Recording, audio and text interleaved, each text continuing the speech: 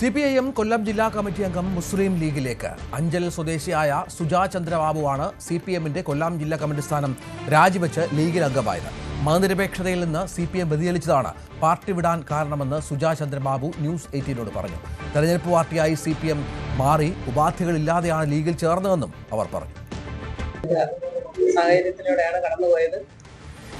എന്നാൽ ഇന്ന് CPMന്റെ ഉയർന്ന മതനിരപേക്ഷതയിൽ ഊന്നി നിന്ന പ്രവർത്തനവുമെല്ലാം കണ്ടുകൊണ്ടാണ് ഞാൻ ഈ പ്രസ്ഥാനത്തിൽ പ്രവർത്തിച്ചുകൊണ്ടിരുന്നത്. എന്നാൽ ഈ അടുത്ത നാളുകളിലായി അവരുടെ ആ നിലപാടിൽ നിന്നൊന്ന് മാറ്റം വരുത്തിക്കൊണ്ട് വർഗീയത ലീഗിന് മേൽ അടിച്ചേൽപ്പിച്ചും അതോടൊപ്പം സമൂഹത്തെ ഒന്നാകെ കണ്ടുകൊണ്ട് കുറച്ച് വോട്ടിന് നിയമസഭാ തെരഞ്ഞെടുപ്പിനെ ലക്ഷ്യമിട്ടുകൊണ്ടുള്ള പ്രവർത്തനം എല്ലാവരും മുന്നോട്ട് വെച്ചിരിക്കുകയാണ്. ഈ നിലപാടിനെതിരായിട്ടും അതോടൊപ്പം തന്നെ ചില നേതാക്കളുടെ നമ്മൾ ആയിഷ പൊറ്റി സൂചിപ്പിച്ചതുപോലെ നേതാക്കളുടെ ഇന്നത്തെ നിലപാടുകളും ധാർഷ്ട്യവും CPMലെ ചില നേതാക്കളുടെ ഇന്നത്തെ ധാർഷ്ട്യവും അവരുടെ സമീപനവും ഉൾക്കൊണ്ടു പോകാൻ കഴിയുന്നില്ല എന്നുള്ളതുമാണ് ഇന്ന് ഞാൻ ഈ ഇന്ത്യൻ യൂണിയൻ മുസ്ലിം ലീഗിലേക്ക് വരാൻ തയ്യാറായതും തുടർന്നുള്ള നാളുകളിൽ ഇതിന്റെ പ്രവർത്തനവുമായി മുന്നോട്ട് പോകുന്നതിന് സ്വമേധയാ ഒരു തീരുമാനം പെട്ടെന്ന് ഒരു തീരുമാനമാണ്. ആ തീരുമാനം 2-3 ദിവസത്തിനകമാണ് ശില്പിയുമായി ബന്ധപ്പെട്ടുകൊണ്ടാണ് ഞാൻ ബന്ധപ്പെടുകയും അവരുമായി ഒന്നിച്ചു പോകുന്നതിനുള്ള ഒരു നിലപാടെടുത്തുകൊണ്ടാണ് മുന്നോട്ട് ധരിക്കുന്നത്.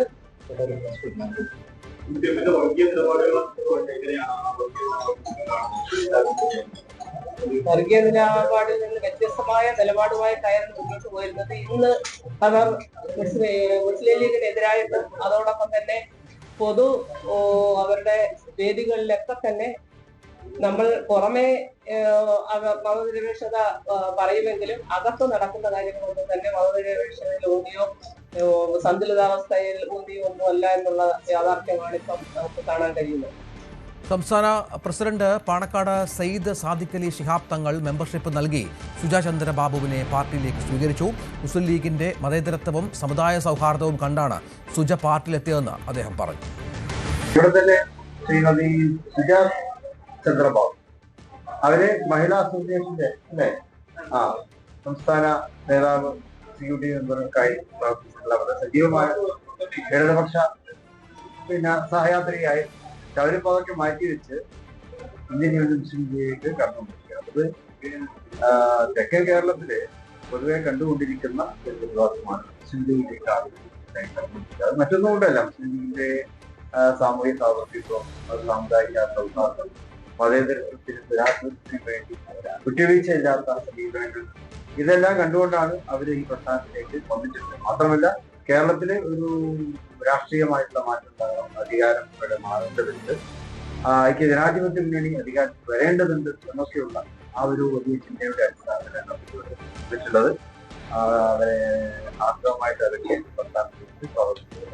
3 തവണ അഞ്ചൽ ഗ്രാമപഞ്ചായത്ത് president, Anchal block panchayat standing committee chairperson, ജനാധിപത്യ മഹിളാ അസോസിയേഷൻ മുൻ ജില്ലാ സെക്രട്ടറി, സംസ്ഥാന കമ്മിറ്റി അംഗം എന്നീ നിലകളിൽ പ്രവർത്തിച്ചിട്ടുണ്ട്. വിവരങ്ങളുമായി മനോജ് ചേരുകയാണ്. മനോജ്, കൊല്ലം ജില്ലയിൽ നമുക്കറിയാം ഐഷ പോറ്റിയുടെ ഒരു പോക്ക് കോൺഗ്രസിലേക്കുണ്ടായിരുന്നു. അവിടുത്തെ നഗരസഭയിലടക്കം വലിയ പരാജയം CPMന് സംഭവിച്ച പശ്ചാത്തലമുണ്ട്.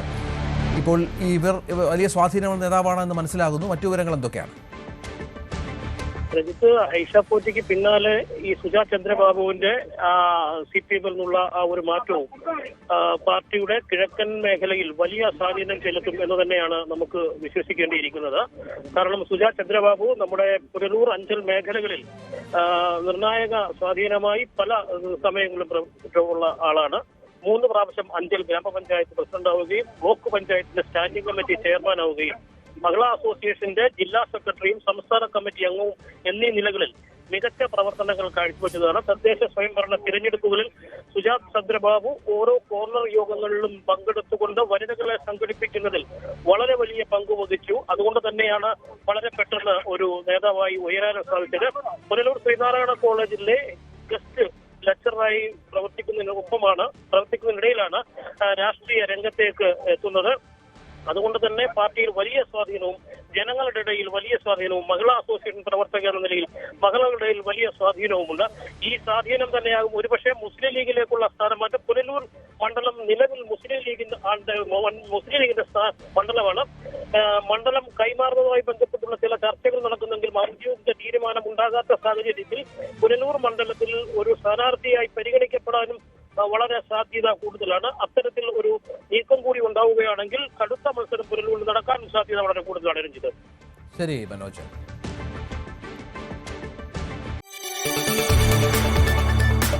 കൂടുതൽ വാർത്തകൾക്ക് News 18 Keralam YouTube channel subscribe ചെയ്യുക.